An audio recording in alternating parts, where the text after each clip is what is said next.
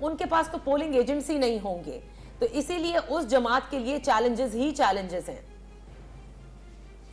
یہ آپ کی بات صحیح ہے, بہت زیادہ مطلب چیلنجز ہیں پی ٹی آئی کو اور ان کے پولنگ ایجنٹس کو بھی. اس طرح سے یہ ہمیں پہلے ہی پتا تھا اور کل بھی مطلب اندازہ تھا کہ شاید بہت ساری جگہوں پہ ان کے پولنگ ایجنٹس کو بیٹھنے ہی نہ دیا جائے, انٹر ہی نہ ہونے دیا جائے اور باہر کیمپس بھی نہ لگانے دیا جائے, اور وہ نہیں لگایا جا سکتا. لیکن اس میں اب یہ لاہور میں کیا سچویشن ہے, کتنی وائڈ سپریڈ ہے یہ چیز, اس کے بارے میں ابھی کوئی ایگزیکٹلی ہمیں علم نہیں ہے. لیکن اگر ہم لاہور سے باہر دیکھیں, ویسے تو انہوں نے لاہور میں بھی کچھ اس طرح کے ارینجمنٹس کیے ہوئے تھے کہ 2-3 اپنے کینڈیڈیٹس وہاں پہ کھڑے کیے ہوئے تھے, لیکن اور اس میں یہ تھا کہ اگر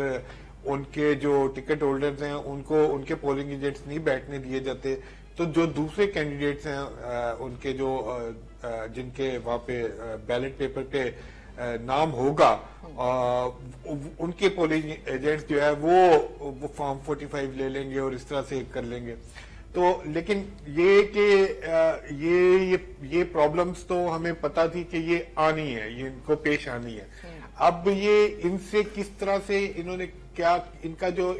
جو پلان تھا اس ساری صورتحال سے نمٹنے کا, وہ کتنا کامیاب ہوتا ہے یہ اس پہ ڈیپینڈ کرتا ہے مطلب. لیکن جہاں تک ووٹرز کا تعلق ہے, میرا خیال ہے کہ اگر ووٹرز جو ہیں وہ جا رہے ہیں اور مطلب ایک پرابلم تو ہو رہی ہے اس وقت کہ چونکہ آپ کی موبائل سروسز جو بند کر دی گئی ہیں تو ووٹرز کے لیے یہ پرابلم ہے کہ اگر کوئی ڈائریکٹلی اپنی پرچی بنوانا چاہے مطلب 8300 پہ بھیج کے, تو اس کے لیے پرابلم ہے کہ وہ اب نہیں یہ کر سکتا. لیکن یہ ہے کہ بہت سارے ووٹرز ایسے بھی ہوں گے جو وہاں پہ اگر کوئی نون لیگ کا یا جماعت اسلامی کا کوئی بیٹھا ہوا ہے, کیمپ لگا ہوا ہے, تو ان سے اپنا ووٹر پرچی بنوا لیں گے اور چلے جائیں گے. اور میرا خیال ہے کہ اگر ووٹر یہ آج کا الیکشن ووٹر کا الیکشن ہے, اگر ووٹر اپنا ووٹ کاسٹ کرنے میں کامیاب ہو جاتا ہے تو الیکشن کے ریزلٹ جو ہیں وہ کچھ بھی ہو سکتا ہے, کام بھی تو بڑھ جائے گا. ووٹر کا فورس جو ہے وہ باہر آ گیا. بٹ آپ دیکھیں کہ ناصر کی باتوں سے اب ہم کیا سمجھ رہے ہیں, ہم یہ کہہ رہے ہیں کہ عموماً ہمارے ہاں لڑائی جو ہوتی ہے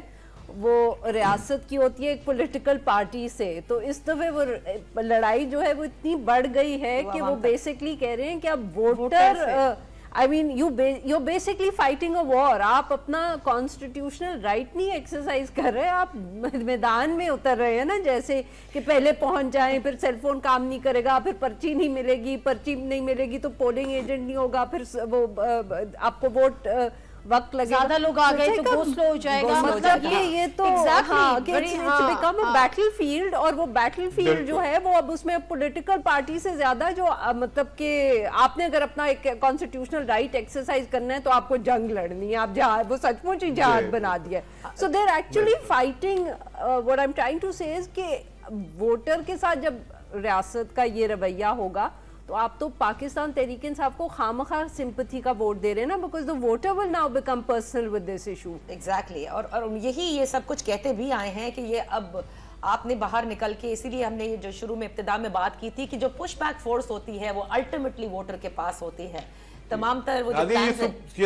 بیسیکلی جو صبح ہم جو لائنز دیکھ رہے ہیں کیوز کھڑی ہیں ووٹرز کی, تو یہ بیسیکلی میرا خیال ہے کہ یہ پی ٹی کا ووٹر ہی ہے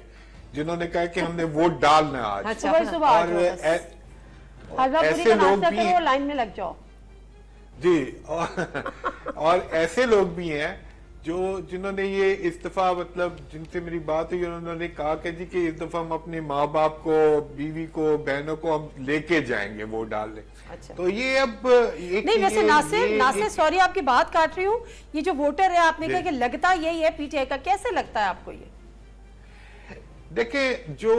یوزول جو ہمارا, میں نے پہلے بھی آپ کو کہا کہ اس طرح سے کیوز جو ہیں مطلب وہ صبح کے وقت ہم نے پچھلے کبھی الیکشن میں اس طرح سے دیکھی نہیں ہے. مطلب لوگ نکلتے ہیں, آرام سے نکلتے ہیں, 10, 11, 12 بجے آرام سے نکلنا شروع ہوتے ہیں, 1 بجے کے بعد جو ہے وہ رش پڑتا ہے وہاں پہ جا کے پولنگ بوتھ پہ. اس دفعہ اگر